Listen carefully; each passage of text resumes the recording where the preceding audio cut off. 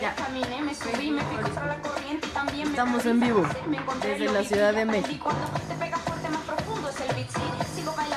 Hoy deberíamos, hola, bienvenidos y bienvenidas a todas. Hoy deberíamos empezar con nuestra recomendación musical, que es la canción Soy Yo, que es el theme song de Estereotipas, pero aquí...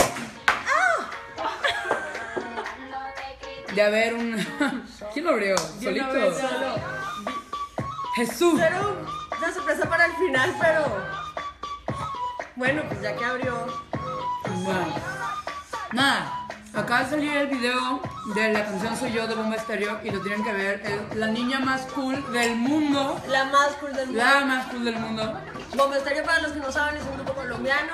La cantante que lo lidera es Lisa Humet, que es fantástica. Y la canción de Estereotipas la escogimos porque era una mujer latinoamericana la que la cantaba, diciendo que uno podía hacer como quiera.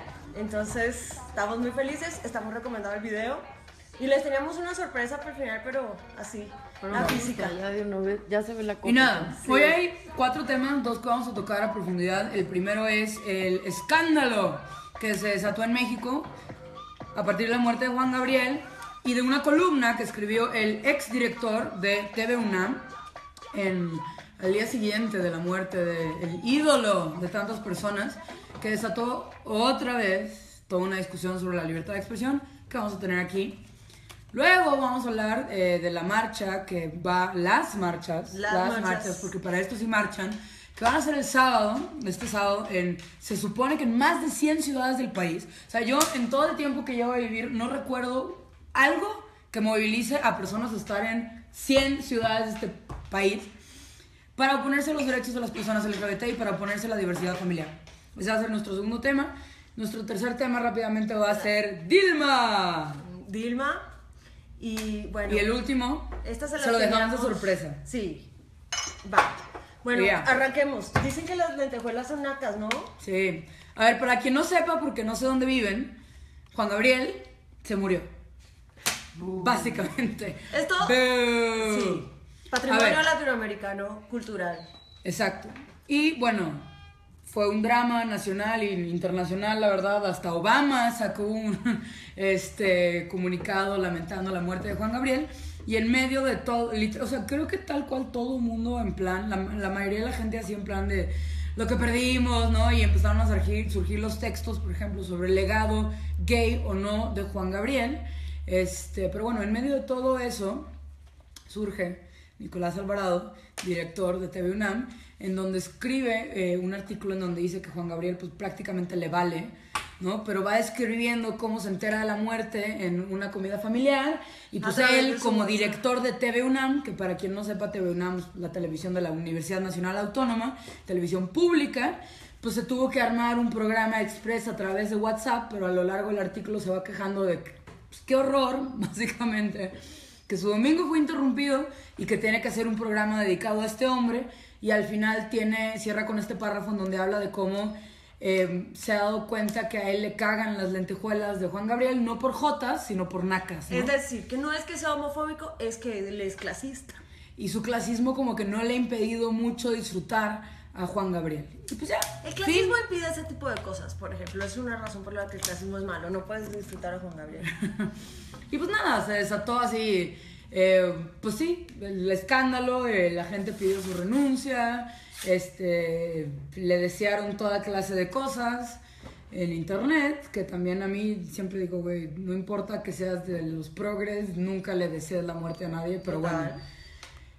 Y renunció a TV UNAM. Y al mismo tiempo, durante todo esto, el CONAPRED, que es el Consejo Nacional para Prevenir la Discriminación, que es un órgano del Estado, emitió unas medidas cautelares para que él se abstuviera de emitir cualquier comentario similar y que se abstuviera de publicar opiniones similares y que tenía que ir a taller de sensibilización.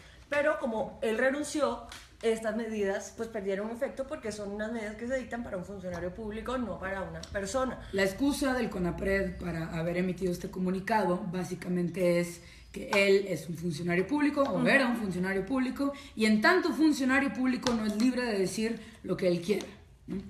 Luego se suscita la segunda escándala. Bueno, ya entonces, muerte de Juan Gabriel, lo que hace Nicolás Alvarado con Juan Gabriel y el escándalo de la libertad de expresión sobre lo que el CONAPRED y el público que lincha a Nicolás Alvarado, que creo que son dos discusiones interesantes, hizo con Nicolás Alvarado. Y nada. El tweet de hoy es que Estefanía y yo no estamos de acuerdo con este tema. Les voy a decir a mí qué me parece. Yo creo que un tipo que es funcionario público sí tiene limitada su libertad de expresión, porque cuando tú eres un funcionario público, es decir, con nuestros impuestos te pagamos la platica con la que haces tu trabajo, tu voz es la voz del Estado y pues no puedes estar diciendo discursos discriminatorios, y es mucho peor si siendo un funcionario público lo haces en un medio de comunicación público, porque si bien todos los medios de comunicación tienen una responsabilidad, si tú quieres, moral, de no estar reproduciendo discursos discriminatorios, si además eres un medio público, estás usando los recursos y la voz del Estado para hacer un discurso discriminatorio. Además, las columnas de opinión, digo, para eso hay blogs, pero las columnas de opinión que se publican en los medios públicos se asumen que son sobre temas de interés público, no sobre las conversaciones de WhatsApp de este señor. O sea, yo no veo en qué aporta la columna de este señor, ni que nos confiese que es clasista, como para, ¿de qué sirve eso el debate público? Y luego tampoco... Eso es más bien como el ego de los hombres, ¿no? Total, que se creen tan interesantes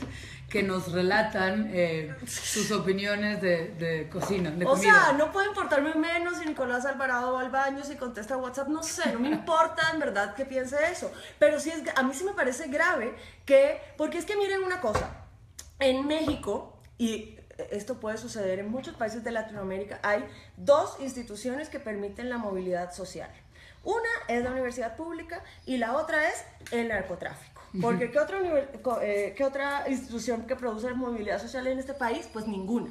Entonces yo sí creo que es un problema grandísimo que un tipo que tiene un puesto público en un medio de comunicación público y en el medio de comunicación público de la institución por excelencia que permite movilidad social en este país, se asuma clasista sin remilgos y diga, pues es que soy clasista, huevo, ¿y qué? O sea, me parece que eso es pésimo y me parece que, o sea, yo ahí sí, la supuesta mafia tuitera, que a todas estas ni lo amenazó con violación correctiva, ni tiene Nicolás Alvarado miedo a salir de su casa, ni dejó los medios de comunicación, ni se siente intimidado, ni tiene ataques de ansiedad, no tiene que han seguido, tanto derecho de expresión tiene este señor que se le ha pasado, llevamos 2 semanas oyéndolo hablar en todos los medios de comunicación y con todos los medios de comunicación defendiéndolo para decir que él a huevo sí puede decir que es un clasista, porque él puede decir que es un clasista. Ya ven que los hombres blancos pueden decir todo tipo de pendejadas y eso hay que defendérselos. Entonces, a mí, me parece que la crítica es absolutamente legítima,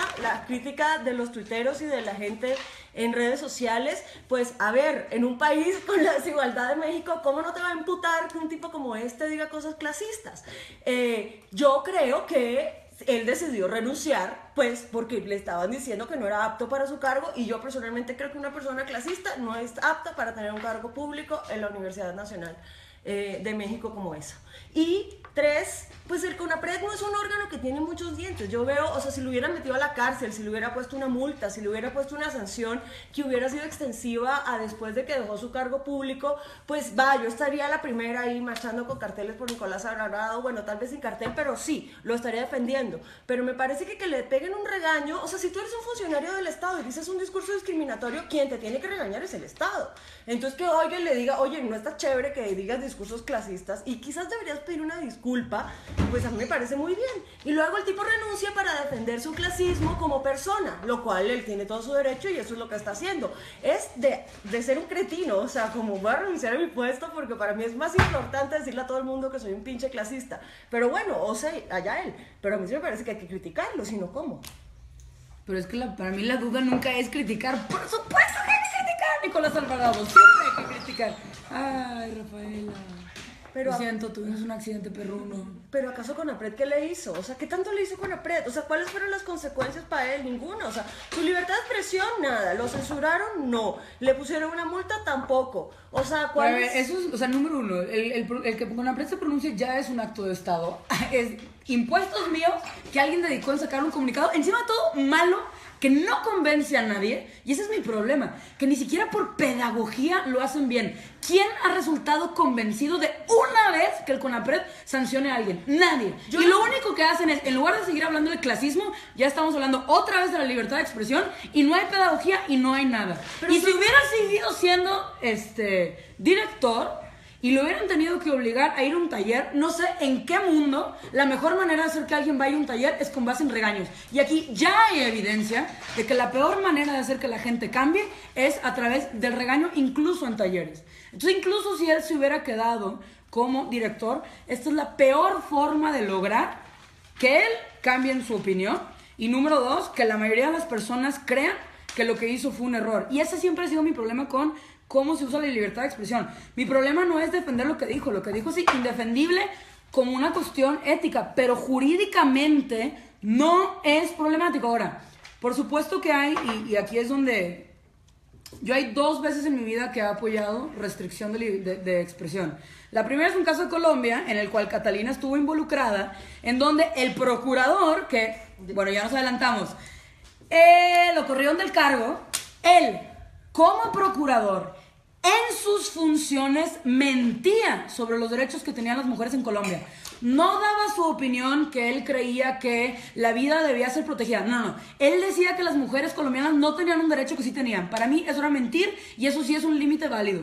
Y ahí se reconocía que él sí tenía su libertad de expresión. Pero él iba más allá de su expresión y desde su investidura decía que las mujeres colombianas no tenían un derecho que sí tenían. La segunda ocasión es en la maldita campaña de que no le des la espalda, dale pecho.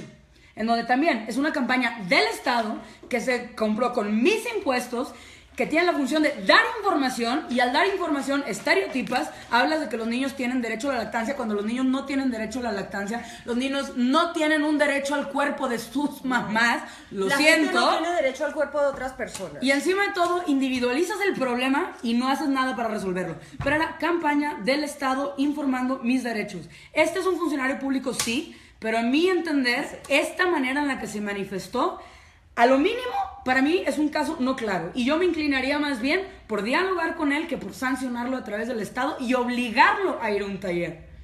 Y ese es mi problema. Ya no está obligado a ir a un taller porque ya renunció. Ya no. O sea, mira, yo sí pienso, es que es exactamente lo mismo. Este tipo está diciendo este discurso con los impuestos que yo pago en un medio público que se sostiene con mis impuestos también. Y no es claro si en esa columna de opinión él está hablando como persona. Pero esa columna de opinión no está en un medio público. Ahora, ¿y quién le paga a este señor? Esto es preocupante porque como funcionario dices, chale, pues ¿cómo está escogiendo los programas? Por supuesto, pero ahí ya te vas a analizar su trabajo. Y ya lo analizas por su trabajo.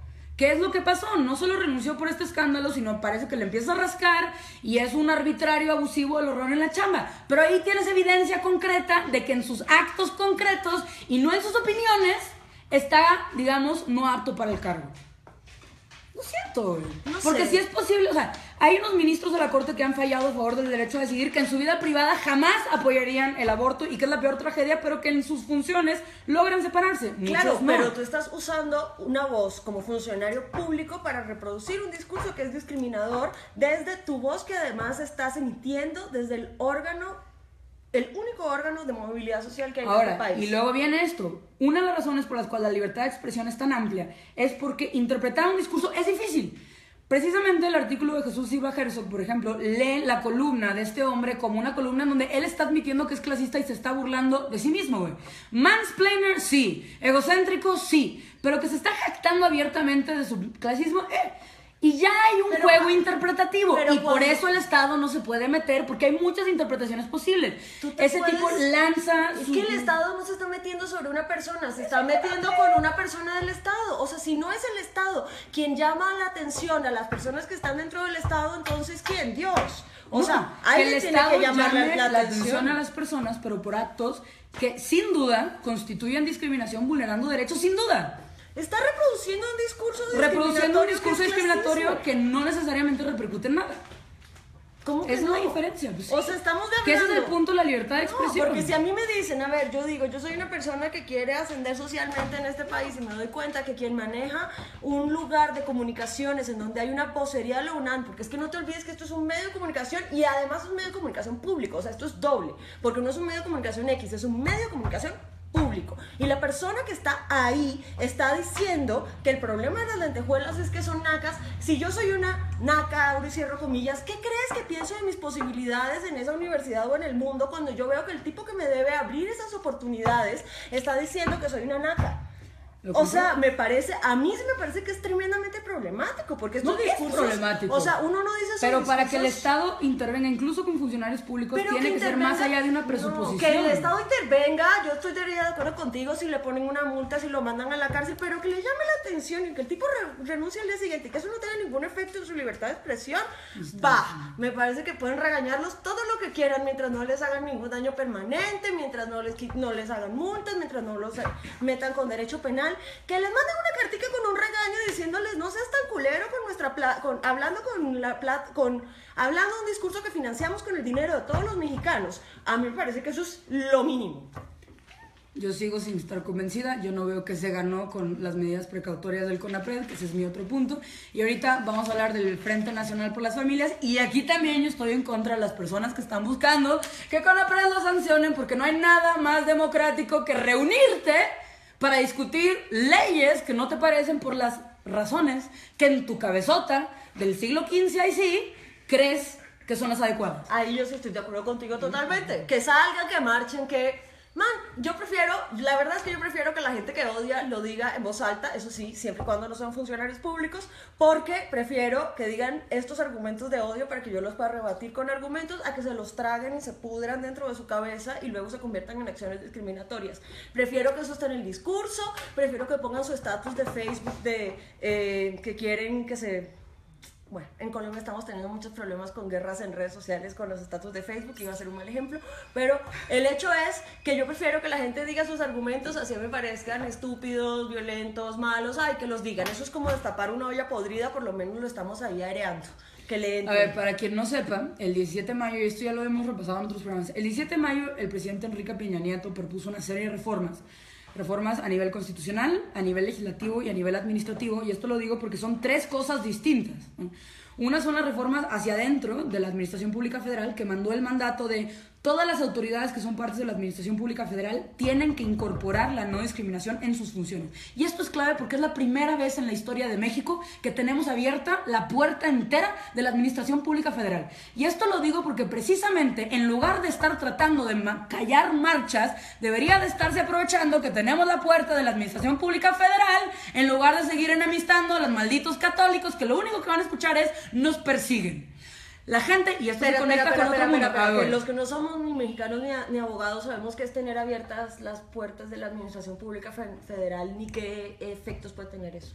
La Administración Pública Federal es que te abran la puerta a la Secretaría del Trabajo y que se pueda activar todas las políticas para no estar discriminados en el trabajo. Es que se te abra la CEDESOL, la Secretaría del Desarrollo Social, y tengas acceso desde créditos de vivienda hasta apoyos sociales. Es que tengas abierta la Procuraduría General de la República. Es que tengas abierta la Secretaría de la Salud.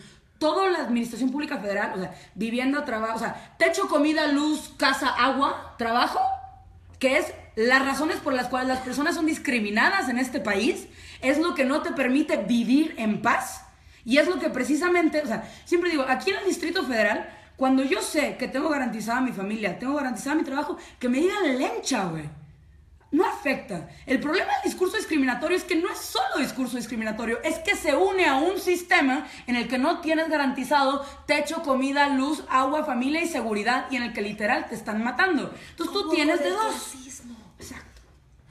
Que nadie niega el racismo sin un problema, ni el racismo. Todo es parte de lo mismo. Y en lugar de estar persiguiendo a la gente por lo que piensa, ponte a cambiar el sistema. Y para cambiar el sistema necesitas generar discurso. Que eso es lo que pasa ahora. El presidente saca esta iniciativa, la de la Administración Pública Federal, otra a nivel constitucional, y el presidente quiere meter un artículo que diga: toda persona mayor de 18 años puede casarse sin ser discriminado por raza, origen étnico, bla, bla, bla, bla, bla, bla, bla, bla, preferencias sexuales. Derecho que ya estaba en la Constitución, porque en la Constitución ya se establece que está prohibida la discriminación por preferencias sexuales. Pero ese es el problema, la gente textualista, la gente que si la Constitución no dice, a ver, y esto lo hago sabiendo que tengo gente de libertad de expresión aquí, ¿acaso la Constitución dice que yo tengo mi derecho a un lápiz y un papel? ¿Verdad que no? Y se entiende protegida por la libertad de expresión. No es necesario que la Constitución diga que un hombre se puede casar con un hombre para que se entienda comprendido. Pero bueno.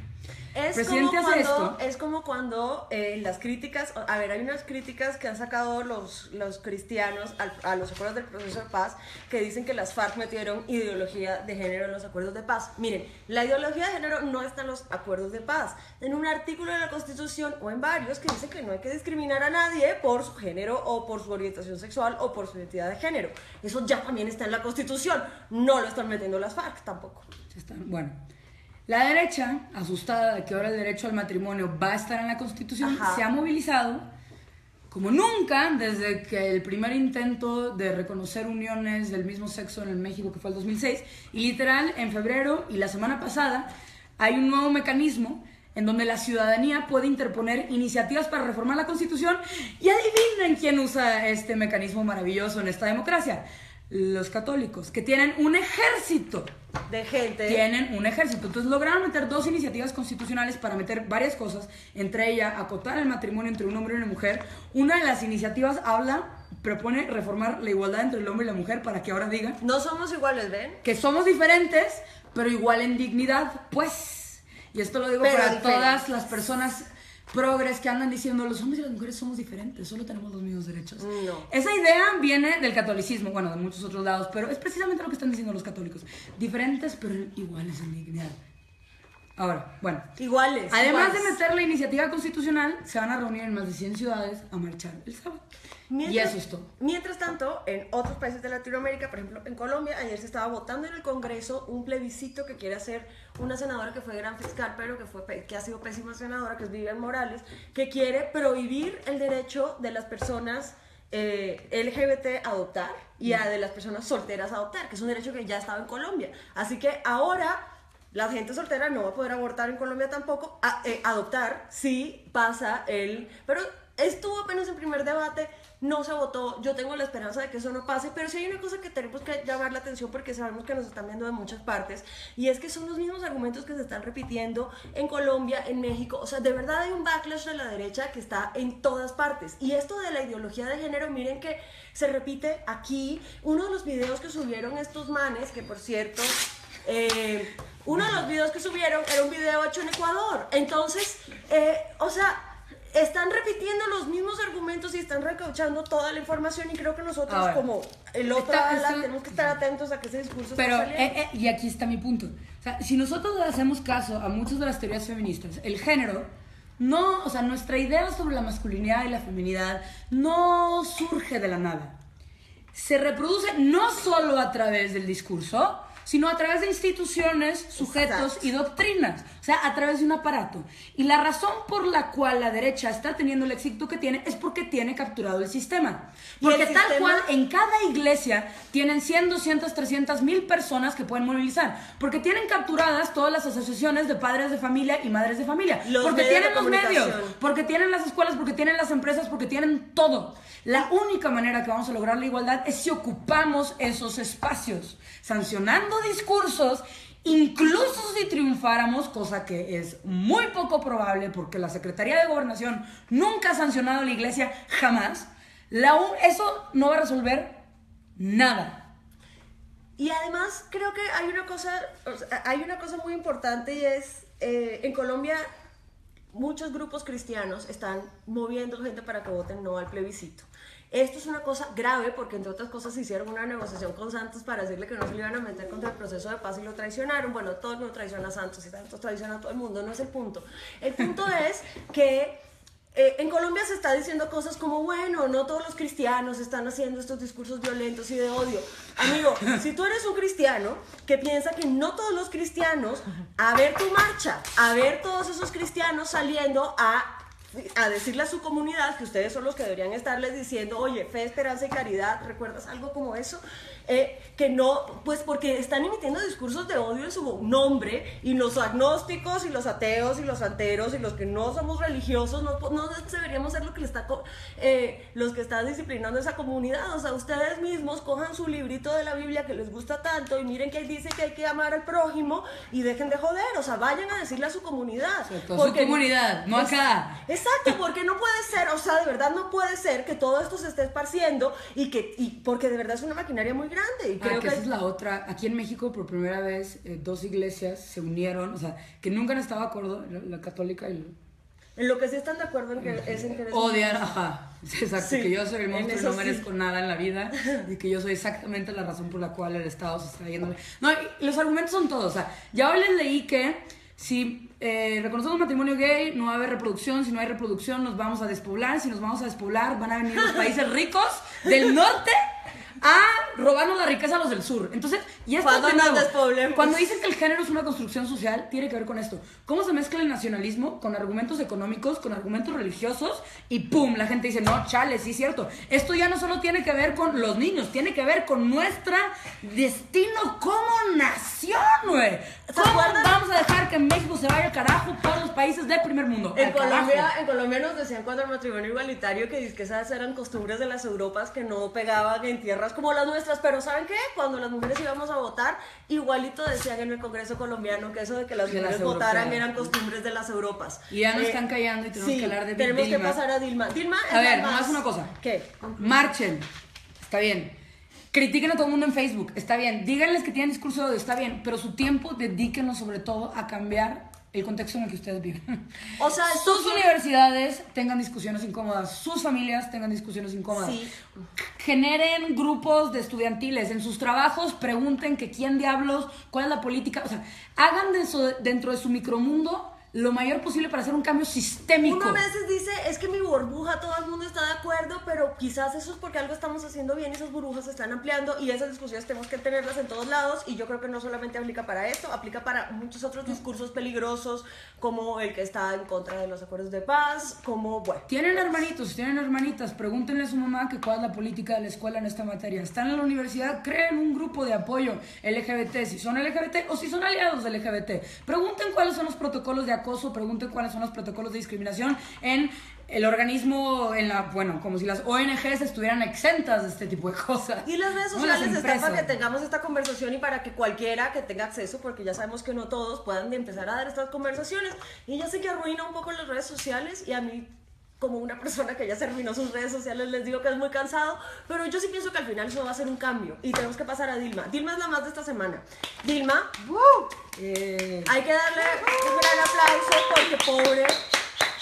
Bueno, Dilma es la primera presidenta que ha tenido Brasil, es una mujer fantástica que ha estado metida en la lucha feminista desde sus comienzos. A los 23 años era guerrillera contra la dictadura brasileña. La torturaron, estuvo secuestrada, torturada, o sea, es una mujer que es sobreviviente de tortura y que logró llegar a la presidencia de Brasil, que es uno de los países más machistas del mundo, solamente para que ¿cuánto lleva presidenta? La sacaran del puesto. Pero la acaban de sacar por algo, o sea, ella no... Es un problema administrativo, ni siquiera hay pruebas de corrupción. Los 16 tipos que la sacaron, sí todos están investigados por corrupción. Literal, no sé ella. O sea, es ridículo. A ver, les vamos a poner entre los links varios lugares a los que pueden ir al detalle. El detalle está muy interesante, cómo se mezcla la izquierda, el que es mujer, con el contexto económico de Brasil, la corrupción de Brasil, que sí es un problema espeluznante, pero para el caso particular de Dilma no se logró comprobar nada y a pesar de que no cometió ningún delito, ni siquiera una falta formal administrativa. Nada, no hizo ni mierda Dilma. Un congreso en donde muchos de los hombres estaban siendo investigados por corrupción. La van a sacar por la sacaron. Supuesta. Y entró, la sustituyó este man, y literal, las fotos, o sea, el gabinete con ella era como, así, la igualdad, hombres, mujeres, todos los sabores y colores, regresa este man y es puros hombres blancos. Solo son hombres blancos. De hecho, cuando vino el canciller de Brasil a México hace poquito, dijo que le daban miedo a las políticas mexicanas porque que acá las mujeres estábamos muy liberadas. Entonces, imagínense cómo está la vaina en Brasil. Además, este señor tiene una esposa que tiene como 30 años, que digamos se ha vuelto bella, recatada y del hogar, es como con el lema con el que la presentan, y digamos que lo que está liderando es como un nuevo modelo no un viejo, arcaico y acabado modelo de feminidad, que es exactamente lo contrario a lo que era Dilma. Que yo quiero leer un pedacito de lo que dice en el discurso de salida. Lean el discurso. Está muy lindo y se los estamos publicando ahí. Las mujeres brasileñas que me cubrían las flores y el afecto. A las mujeres brasileñas que me cubrían las flores y el afecto les pido que crean que se puede. Las futuras generaciones de brasileñas sabrán que la primera vez que una mujer ocupaba la presidencia de Brasil, el machismo y la misoginia mostraron sus caras feas. Hemos abierto un camino de una sola vía hacia la igualdad de género. Nada nos hará retroceder. Y creo que eso es lo más bonito de esta señora, por eso es la más, porque a pesar de toda esta mierda, o sea, esta es una vieja sobreviviente de cultura, de tortura que se ha tenido que tragar esta mierda, esta señora nos sigue diciendo que sigamos adelante y tengamos esperanza, y a mí me parece que eso es tan valioso, así de llorar está el discurso de verdad. Ese era el último y ahora para sí, celebrar y despedirnos. Goodbye, fucker. Bye. Y el procurador Ordóñez, que aquí hemos hecho un video en el que le enseñamos a abortar de manera legal y segura, a pesar de lo que lleva negándoles a las mujeres colombianas durante todo su mandato, en un juicio retardado, pues finalmente ya salió del cargo, declararon. Les voy a contar un poco cuál es la vaina con el procurador. El procurador en Colombia es una figura distinta. A ver, es como un fiscal que específicamente investiga a todos los funcionarios públicos. Entonces, imagínense el poder que tiene una persona que tiene todo el poder de investigar a todos los funcionarios públicos. El tipo tenía más poder que el presidente, y eso es una de esas vainas que en Colombia habían hecho el cargo y no se habían dado cuenta que tenía tanto poder. Solamente cuando el tipo empezó a mal usarlo y a usar el Estado y el poder del Estado para discriminar. O sea, carajo, la Procuraduría tenía una capilla en donde ponía a la gente a rezar, háganme el favor, y había un video de la Procuraduría diciéndoles cómo debían vestirse y qué tipo de familias debían tener. Si tú no te acomodabas a eso, te sacaban de la Procuraduría. Perseguía a los jueces que autorizaban el aborto, a los médicos que lo hacían, a los jueces que casaban con matrimonio igualitario, a todo el mundo, la eutanasia, el derecho al consumo personal de las drogas. Estaba defendiendo las fumigaciones con glifosato que envenenan a la población colombiana y que de hecho provocan abortos en mujeres, pero los abortos no le importan cuando son provocados por el glifosato, y sí cuando son provocados por un derecho y la decisión de una mujer. Entonces, este tipo es el némesis. O sea, les digo, yo llevo 8 años escribiendo a este man, toda mi vida columnista se la he dedicado a este tipo. Y hace 4 años, pero espera, es que es, ay, hijo puto, es que es bueno y es malo, se los tengo que explicar. Hace 4 años al man lo reeligieron porque en Colombia nada decía que no lo podían reelegir. El problema con esa reelección es que adivinen quién lo elegía. El Congreso. Y adivinen quién investigaba el Congreso. El procurador. Entonces, obvio, todos votaron por él porque si no les iba a abrir una investigación. Y luego, por otro lado, la Corte Suprema de Justicia, que lo ternó o que lo tenía que ternar, tenía a la mitad de los magistrados que tenían un voto ahí empleados en la Procuraduría, porque es que no solamente es eso, sino todos los órganos de control que podían controlar al procurador tenían lazos con la Procuraduría, de familiares ahí trabajando, etc. Entonces, Rodrigo Primi, que es un abogado brillante de una ONG que se llama De Justicia en Colombia, bueno, y otras ONGs, pero digamos que él ha liderado esta causa, pasó hace 4 años cuando recién lo reeligieron, que fue un exabrupto de lo peor, diciendo que eso debía anular esa reelección. El tipo, que es un leguleyo, cogió y sabe, o sea, el procurador es un gran abogado en el peor sentido de la palabra, y es decir, que usa el derecho para entorpecer todo, y lleva 3 años y medio dilatando que el Consejo de Estado falle su nulidad. 3 meses antes de que el man salga del cargo, el Consejo de Estado finalmente falla su nulidad, y claro que todos decimos que es porque el procurador se empezó a meter con el proceso de paz y empezó a amenazar mucho que se votaran los acuerdos. Esto es bueno y es malo, porque por un lado esto hace que este man es ahora el candidato presidenciable en contra de los acuerdos de paz y de la derecha colombiana, y ya prácticamente lanzó su candidatura, la hija ya lo dijo en Facebook. Entonces ahora nos vamos a enfrentar con el candidato procurador en vez de Monseñor Procurador, pero, y aunque muchos estamos pues, o sea, es un sinsabor, o sea, lo sacaron cuando ya pa' qué, pero a mí me parece que es un logro que lo hayan sacado de todas maneras. En este mundo tenemos muy poquito que celebrar. Y el brindis es por eso, porque aunque sea por solo 3 meses y ya al final, y aunque en corto lo vamos a tener como candidato presidencial, nunca más va a haber un procurador como él. Y yo voy a celebrar como celebramos en Colombia. Me van a echar chocolate o no sé qué sea. No. Maíz, harina. Más. ¿Por qué no vas a mí, güey? Pues porque esto se hace echándoselo a otras personas, no a uno mismo. Tú échale acá. Es una costumbre colombiana. Tú tienes tradición. Salvajes, güey. Y nada, bye. No, ya pónganos. Y la canción recomendada, ahí está. Guácala, no me gusta esta costumbre. Es muy bien. Cuando te ven, tenemos el verbo enmaicenar. Ahora que estás enmaicenada, estás lista para la fiesta. ¿Ves? Bajen el video de Soy Yo y pónganselo a todas sus hermanitas, hijas, amigas, todas. La niña es lo máximo, es mi hijita en la máximo. vida, quiero bailar como ella, bye.